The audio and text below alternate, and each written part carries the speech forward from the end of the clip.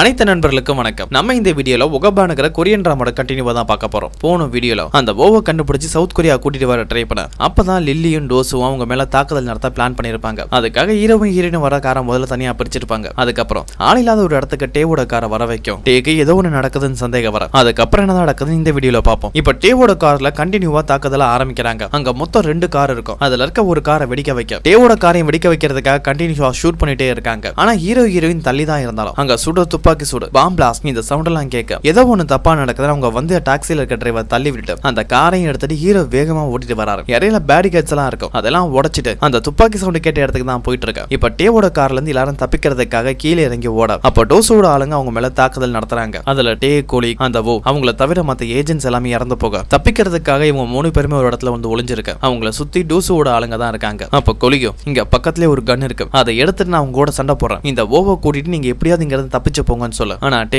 இங்க இருந்து தப்பிக்க வேண்டியது நீதான் சொல்லிட்டு அவர் அந்த கன் எடுத்துட்டு அவங்களோட சண்டை போட ஆரம்பிக்கிறாரு. அப்ப டோசுவும் ஆளுங்களும் ஷூட் பண்ணிட்டு பக்கத்துல வராங்க. ஆனா உங்களுக்கு பக்கத்துல சிலிண்டர் சில இது இருக்கும். அதை டே பார்த்துட்டு அந்த சிலிண்டரை ஷூட் பண்ணவும் அது வெடிச்சு பிளாஸ்ட் ஆகுது. அதுல டோசுவுக்கு அடிப்பட டேவோட கன்ல இருந்த புல்லட்டும் காலி ஆயிடும். அடுத்து என்னதான் பண்றதுன்னு யோசிக்கும் போது அப்பதான் அங்க ஹீரோ வேகமா காரை ஓட்டிட்டு வராரு. அங்க இருக்கிற ஆளுங்க மேல மோதி டே பக்கத்துல வந்து நிறுத்தவும் அவங்க 3 பேருமே அந்த கார்ல ஏறி அங்க இருந்து தப்பிச்சு போக அங்க நடந்த துப்பாக்கி சூட்ல அந்த பைலட் மேலேயும் தோட்டா போட இப்ப உயிருக்கு போராடிட்டு இருக்கான். இன்னும் கொஞ்ச நேரத்துல ட்ரீட்மெண்ட் கொடுக்கலாம். அவன் இறந்து போக வாய்ப்பு இருக்கு. ஹாஸ்பிட்டல் போனாலும் அவங்களை துரத்திட்டு வர வாய்ப்பு இருக்குன்னு கொரியன் எம்பசிக்கு போகலான்னு முடிவு எடுக்க டே சவுத் கொரியால இருக்க காங்கோ கான்டாக்ட் பண்ணி அவங்களுக்கு நடந்த தாக்குதலை பத்தியும் இப்பதான் எம்பசிக்கு தான் போறதா சொல்லி உதவி கேட்க அதுக்கு காங்கோ நீங்க எம்பசிக்கு போய் பத்திரமா இருங்க, நம்ம சவுத் கொரியன் ஆளுங்களை சீக்கிரம் உதவிக்கு அனுப்புறதா சொல்லிட்டு காலை கட் பண்ணா அங்க என்ஐஎஸ் தலைவரும் சீஃப் வர கூட சில ஏஜென்சியும் கூட்டிட்டு வந்திருப்பாங்க. இவங்க எல்லாருமே சீஃபோட ஆளுங்க தான். அங்க காங்கோ கீழே வேலை பார்க்குற ஆளுங்களை பிடிச்சு இதுக்கப்புறம் இது என்னோட கேஸ், இந்த இடம் மொத்தமும் என்னோட கண்ட்ரோல்ல தான் இருக்க போறதா சொல்ல காங் தலைவரை பார்த்தா இதுக்கப்புறம் இந்த கேஸை சீஃப் தான் பாத்துக்க போறதா சொல்ல காங்க ஏன் அவருக்கு நம்பிக்கையா வேலை பார்த்த ஆளுங்களையும் அரெஸ்ட் பண்றாங்க. ஜெசிகாவையும் லாக்அப்ல இருந்து வெளியில கொண்டு வர அவங்க காங்க தான் பார்க்க வராங்க. என்ன லாக்அப்குள்ள வச்சு நீ பெரிய தப்பு பண்ணிட்டேன்னு அங்க இருந்து கிளம்பவும் இப்ப அடிப்பட்ட பைலட் போவோ எம்போசிக்கு தான் கூட்டிட்டு வர வீடியோ கால் மூலமா ஒரு டாக்டர் உதவி கேட்டு அவனுக்கான ட்ரீட்மெண்ட் கொடுக்கறாங்க. ஆனா நிலைமை மோசமாயிட்டு இருக்கு. ஏன்னா புல்லட் படத்துல அவன் உடம்புல இருந்து நிறைய பிளட் வெளியில போக அப்ப ஹீரோவும் தன்னோட பிளட் அவனுக்கு கொடுக்க சொல்றாரு. தான் ஓ பிளட் குரூப் தானும் தன்னால யாருக்கு வேணாலும் பிளட் கொடுக்க முடியும்னு சொல்ல ஹீரோவுக்கு அந்த பைலட் மேல கொலவெறியில இருந்தாலும் இவனுக்கு பின்னாடி இருக்க ஆள் யாருன்னு தெரியும்னா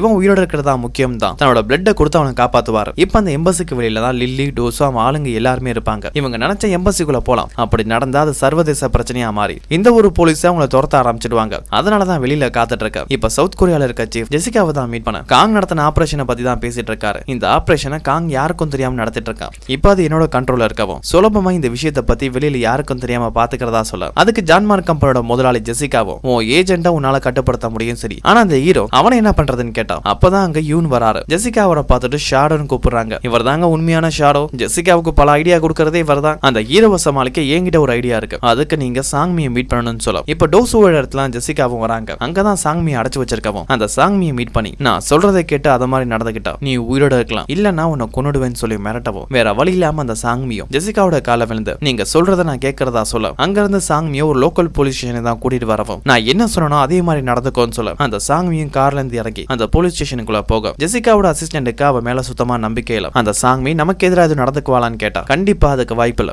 ஏன்னா அந்த சாங்மி ரொம்பவே புத்திசாலி, நமக்கு உதவி பண்றதா அவளுக்கு இருக்க ஒரே வாய்ப்புன்னு சொல்ல இப்ப என்ஐஎஸ் தலைவருக்கு தான் கால் பண்ண அங்க சீஃபும் இருக்காரு. டேவும் நான் காங்க கான்டாக்ட் பண்ண எவ்வளவோ முயற்சி பண்ணேன். அவர் என் கால் அட்டனே பண்ண மாட்டாரு. அங்க எதுவும் பிரச்சனையா நாங்க சவுத் கொரியன் எம்பசியே இருந்தாலும் எங்களை சுத்தி நிறைய எதிரிங்க இருக்காங்க. எங்களுக்கு உதவி எப்போ வரும்னு கேட்டா உங்களுக்கு உதவி வர குறைஞ்சது 2 நாள் ஆகும். அதோட காங் ஜெசிகாவை அரெஸ்ட் பண்றதுக்காக பிரசிடென்ட் பேச்சுவார்த்தை நடத்திட்டு இருக்காரு. அதனால அவரை கான்டாக்ட் பண்றது ரொம்பவே கஷ்டம்னு சொல்ல இப்ப சீஃப் அவருக்கு நம்பிக்கையான சில ஏஜென்ட் இருப்பாங்க. அவங்கள தான் மீட் பண்ணி நீங்க மொராக்கா போன உடனே ஹீரோவையும் அந்த பைலட் போ இவங்க 2 பேரையும் கொலை பண்ணணும்னு சொல்ல அப்ப இடையில டே வந்தா என்ன பண்றதுன்னு கேக்குறாங்க. அதுக்கும் அந்த சீஃப் எனக்கு தேவை ஹீரோவும் அந்த பைலட் போவும் சாகணும். இதுக்கிடையில அவங்களை காப்பாத்த யார் வந்தாலும் சரி அவங்களையும் கொன்னுருங்க. உங்களுக்கு எந்த ஒரு ப்ராப்ளம் வராது, என்னோட பொறுப்புன்னு சொல்ல இப்ப காங்க தான் காட்டுறாங்க. அவரை பாத்ரூமுக்கு தான் கூட்டிட்டு போக பாதுகாப்புக்காக 2 பேரும் கூடவே வர அவங்களை அடிச்சுட்டு அவங்க போனை எடுத்துட்டு பிரசிடென்ட் ஆபீஸ்க்கு தான் கால் பண்ணி அங்க இருக்கிற ஆளுங்க கிட்ட பைலட் ஓ இன்னும் உயிரோட தான் இருக்கான், அவனை கொலை பண்ண முயற்சி நடக்குதுங்கிற விஷயத்த பிரசிடென்ட்டுக்கு இன்ஃபார்ம் பண்ணுங்கன்னு சொல்ல இப்ப பாத்ரூம் போன காங் ரொம்ப நேரம் ஆகியும் வெளியில வரலன்னு அங்க சீஃப் வரவும் அவர் ஆளுங்க அடி வாங்கி மயக்கத்துல இருக்கத பாக்குறாரு. அதோட காங்கோட கையில இருக்க மொபைலை பார்த்துட்டு யாருக்கும் கால் பண்ணிருப்பானு வாங்கி செக் பண்ணா கால் ஹிஸ்டரி மொத்தமா டெலிட் ஆயிருக்க. யாருக்கு கால் பண்ணன்னு கேட்டாலும் காங் சொல்ல அதனாலே கோவத்துல அவர் அடிச்சிட்டு அந்த யூன் அதான் ஷாடோவுக்கு கால் பண்ணி அந்த காங் யாருக்கோ கால் பண்ணி ஏதோ ஒரு விஷயத்தை இன்ஃபார்ம் சொல்லிருக்கான். அது என்ன இதுன்னு தெரியலன்னு சொல்லவும் யூன் அதை நான் பாத்துக்கிறதா சொல்ல அப்பதான் யூன் பிரசிடென்ட் ரூமுக்கு வர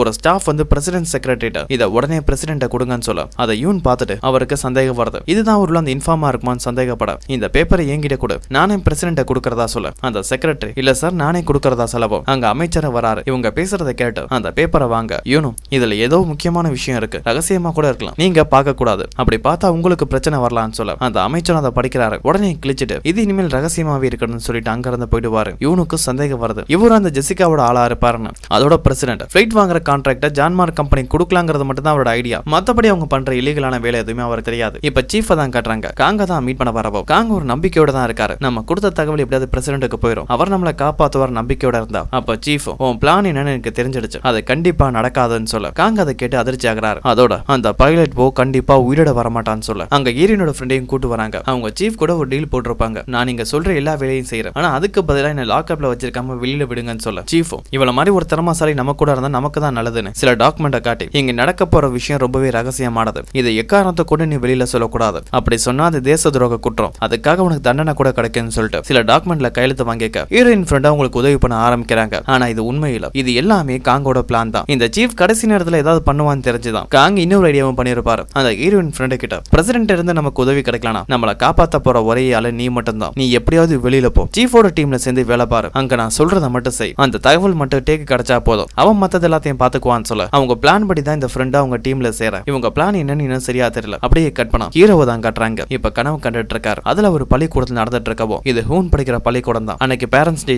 மீட்டிங், பசங்க என்ன பேசுறாங்கன்னு கேட்கறதுக்காக அப்பா அம்மா எல்லாம் காத்துட்டு இருக்க. அங்க ஹீரோவும் வந்திருப்பாரு. அந்த கிளாஸுக்கு வெளியில நிக்க அங்க யூன் பேசுறத கேட்கிறாரு. நான் என்னோட சித்தப்பா மாதிரி ஆக போறேன்னு சொல்ல அப்ப அந்த டீச்சரும் உன் சித்தப்பா மாதிரி ஸ்டென்ட் மேன் ஆக போறியான்னு சொல்ல இல்ல நான் என் சித்தப்பா மாதிரி நல்ல மனுஷன் ஆக போறேன், என் அப்பா இறந்துட்டாரு, அதுக்கப்புறம் என் அம்மா என்ன ஒரு அனாதாசிரமத்துல சேர்த்துட்டாங்க, அந்த நேரத்துல என் சித்தப்பா தான் என்ன தத்தெடுத்து நல்லபடியா வளர்க்கறாரு, என்ன படிக்க வைக்கிறதுக்காகவே சாப்பாட்டு செலவுக்காகவும் ரொம்பவே கஷ்டப்பட்டு உழைக்கிறாரு, அவர் ரொம்பவே நல்லவர், நான் அவரை மாதிரி ரொம்பவே நல்ல மனுஷனா இருக்க ஆசைப்படுறேன், நல்லா படிச்சு நல்ல வேலைக்கு போய் என் சித்தப்பாவை நான் நல்லபடியா பாத்துக்கணும்னு சொல்ல அதை கேட்டு அங்க இருக்க பேரண்ட்ஸ் ஸ்டூடெண்ட்ஸ் டீச்சர்லாம் கைத்தட்டி பாராட்டுறாங்க. ஹீரோவும் அதை பார்த்து ரொம்பவே ஃபீல் பண்ண அப்ப கிளாஸ் முடிஞ்சு அங்க இருக்க பசங்களாம் போகவும் ஹீரோவும் யூனை கூப்பிடுறாரு. அப்படி நடந்து போயிட்டு இருந்த யூன் மறைஞ்சு போக இது எல்லாமே ஒரு கனவா ஹீரோவுக்கு வந்திருக்கும். அதனால நிம்மதியா தூங்க முடியாம வரவும் அப்பதான் கிச்சன்ல இருக்க ஹீரோயினை பாக்குறாரு. அவங்க கூட வேலை பார்த்தா ஏகப்பட்ட ஏஜென்ட்ஸ் இறந்து போயிருப்பாங்க. அதை நினைச்சுதான் வருத்தப்பட்டு அந்த கிச்சன்ல உட்காந்து அழுதுட்டு இருக்கவும் சமாதானப்படுத்துறதுக்காக ஹீரோ பக்கத்துல வராரு. ஆனா டே தடுத்து அவளை தனியா விடு, அழுகட்டும், அப்பதான் அவன் மனசுல இருக்க பாரம் குறையும். இத மாதிரி விஷயங்கள் அடுத்த தடவை நடக்கும் போது அவ தைரியமான ஒரு ஆளா இருக்க முடியும்னு சொல்ல இப்ப சவுத் கொரியால இருக்க பாதிக்கப்பட்ட குடும்பத்தாளங்களை தான் காட்டுறாங்க.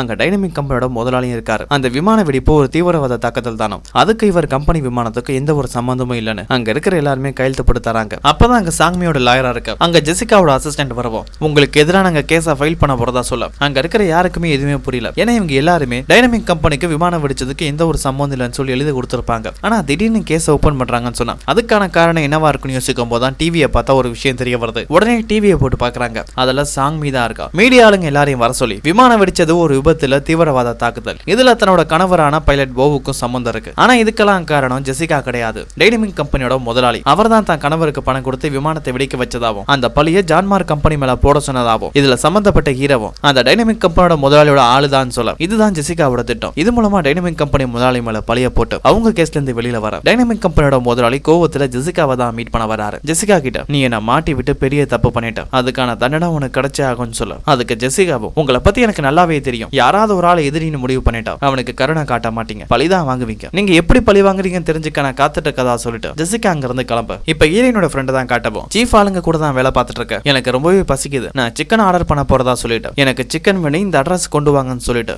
ஒகபாண்டுன்னு ஒரு தகவலை கொடுக்குறாங்க. அந்த ஆர்டர் கொடுத்த ரெஸ்டாரண்ட்ல ஒரு லேடி தான் இருப்பாங்க. உங்க ஆர்டர் சீக்கிரமா உங்களை தேடி வரும்னு சொல்ல அந்த ரெஸ்டாரண்ட்ல ஒரு ஆள் வேலை பார்ப்பான். அவன் பேரு ஜாங்சு. கொஞ்சம் மென்டலி ப்ராப்ளம் இருக்காரு, ஆனா ரொம்பவே திறமசாலி. அங்க இருக்கிற ஒரு ஃப்ரிட்ஜுக்குள்ள தான் ஒளிஞ்சிருக்கவும் அந்த ரெஸ்டாரண்ட் லேடி வந்து உனக்காக ஒரு வேலை வந்திருக்கு, ஒகபாண்டுக்கான சிக்னல்னு சொல்லி இந்த இடத்துல போய் சிக்கனை கொடுத்துருவான்னு சொல்ல ஜாங்சு அந்த சிக்கனை வாங்கிட்டு டெலிவரி பண்றதுக்காக வர ஹீரோயினோட ஃப்ரெண்டு காத்துட்டு இருக்காங்க. அவங்க என்ன பண்றாங்க தெரிஞ்சுக்கிறதுக்காகவே பின்னாடி ஒரு ஆள் கண்காணிச்சிட்டு இருக்க. அவங்க ஜாங்சூட் வந்து சிக்கனை வாங்கி அவங்க கிரெடிட் கார்டு மூலமா தான் பே பண்றாங்க. அப்படி பே பண்ணும்போது அதுக்கான ரிசிப்ட் கேட்டு வாங்கிக்கவும் ஒரு ரிசிப்ட் ஜாங்சு அவங்க கிட்டேயும் கொடுத்து இன்னொரு ரிசிப்ட் அவனும் வச்சுக்கிறான். அப்படி வச்சுக்கும் போது எதுல அவங்க சிக்னேச்சரை போட்டுருங்கன்னு சொல்ல அந்த ஹீரோயினோட ஃப்ரெண்டும் கையெழுத்து போட்டு தர அதை வாங்கிட்டு ஜாங்சு அங்க இருந்து கிளம்பிடுவான். அப்பதான் இந்த ஃப்ரெண்டு கிட்ட காங் என்ன சொன்னார்னு காட்டுறாங்க. எனக்கும் டேக்கும் மட்டும் தெரிஞ்ச ஒரு ரகசியமான இடம் இருக்கு, அங்க எனக்கு நம்பிக்கையான ஆளுங்க இருக்காங்க, அவங்க கிட்ட மட்டும் ஒகபாடுங்கிற இந்த கோடை மட்டும் சொல்ல நம்ம ஆபத்துல இருக்கதை அவங்க புரிஞ்சுக்குவாங்கன்னு சொல்ல காங் எப்படி அவர் ஆபத்துல இருக்காங்கிற சிக்னலை வெளியில கொடுத்துட்டாரு. கட் பண்ணா மொரோக்கோல கொரியன் எம்பசில இருக்க ஹீரோவை தான் காட்டுறாங்க. அங்கதான் பைலட் போவும் இருக்கு. ஹீரோ அவங்கிட்ட வந்து அவன் கழுத்தை பிடிச்சு நான் அவன் உயிரை காப்பாத்திட்டே உன்னை மன்னிச்சிட்டேன்னு நினைக்காத, உன் மூலமா பல உண்மை வெளியில வரணும், அது வந்ததுக்கு அப்புறம் உன கொரியால சேர்த்ததுக்கு அப்புறம் உன் உன் நிலைமையை நான் மோசமாக்குவேன். எதுக்காக வாழ்றோம் செத்தரலாம்னு சொல்லி நீ யோசிப்போம். அந்த அளவு உன் நிலைமையை மோசமாக்குறேன்னு சொல்லி மிரட்டிட்டு இருக்கேன். அப்பதான் எம்பசிக்கு சவுத் கொரியா ஆளுங்க வராங்க. இவங்க எல்லாம் காங்கோட ஆளுங்க இல்ல சீஃபோட ஆளுங்க. டேவை மீட் பண்ணி நம்ம எல்லாம் சீக்கிரமாவே இங்க இருந்து கிளம்பிடலாம்னு சொல்லிட்டு அவங்க ரூமுக்கு போகவும் டேவுக்கு இவங்களை பார்க்க சந்தேகமா இருக்கு. ஏன்னா இவர் காங்க பத்தி நல்லாவே தெரியும். அவர் கீழே இருக்க நம்பிக்கையான சில ஏஜென்ட்ஸை பத்தி தெரியும். ஆனா அதுல இருக்க யாருமே இந்த கூட்டத்துல இல்ல. இவங்க எல்லாம் பார்க்கவே ஒரு புது ஏஜென்ட் மாதிரி இருக்கு. அதனால டேவோட சந்தேகம் அதிகமாகுது. அப்பதான் அவங்களுக்கு அந்த ரெஸ்டாரண்ட் லேடி கால் பண்ண அவங்க நம்பர் டேவுக்கு நல்லாவே தெரியும். உன்னை தேடி உதவிக்கு ஆளுங்க வந்திருப்பாங்களே அவங்க யாருமே உதவி பண்ண வரல, கொலை பண்ண வந்த ஆளுங்கன்னு சொல்ல இந்த தகவலை ஹீரோயினோட ஃப்ரெண்டு தான் கொடுத்திருப்பாங்க. அந்த ரிசிப்ட்ல கையெழுத்து போடும் போது ஹீரோயின் ஃப்ரெண்டு கையெழுத்து போட்டிருக்க மாட்டாங்க. அதுக்கு பதிலா யாருமே உதவி பண்ண வரல, கொலை பண்ண தான் வந்திருக்காங்கன்னு சொல்லி எழுதியிருக்க அந்த இன்ஃபர்மேஷன் அந்த ரெஸ்டாரண்ட் லேடியும் கொடுக்க டேக்கு என்ஐஎஸ் தலைவர்கிட்ட இருந்து கால் வருது. இங்க என்னதான் நடக்குதுன்னு கேட்டா அங்க வந்து எல்லா ஏஜென்ட்டுமே ரொம்பவே ஆபத்தானவங்க. அவங்க வந்தது ஹீரோவையும் அந்த பைலட் போவையும் கொலை பண்றதுக்காக தான். நீங்க யாரும் எதுவும் தடுக்காதீங்கன்னு சொன்னா டேவுக்கு இதுல விருப்பம் இல்ல. நீங்க தப்பு பண்றீங்கன்னு சொன்னா நான் சொல்றதை நீங்க கேட்டுதான் ஆகணும். ஒருவேளை என் பேச்சை மீறி நீங்க எதுவும் நடந்தா அதால உங்களுக்கு தான் பிரச்சனை. அரசாங்கத்தோட ஆர்டரை மதிக்கலன்னா நீங்க தேச துரோகி ஆவீங்க. அது மூலமா உங்களுக்கும் ஆபத்து. உங்க மேலே தாக்குதல் நடத்துவாங்கன்னு சொல்ல இந்த விஷயம் குழிக்கும் தெரியுது. அடுத்து என்னதான் பண்ண போறேன்னு கேட்டா டே எந்த ஒரு பதிலும் சொல்லாம அமைதியா இருக்க. இதுக்கப்புறம் என்னதான் நடக்குதுன்னு அடுத்த வர வீடியோல பார்ப்போம்.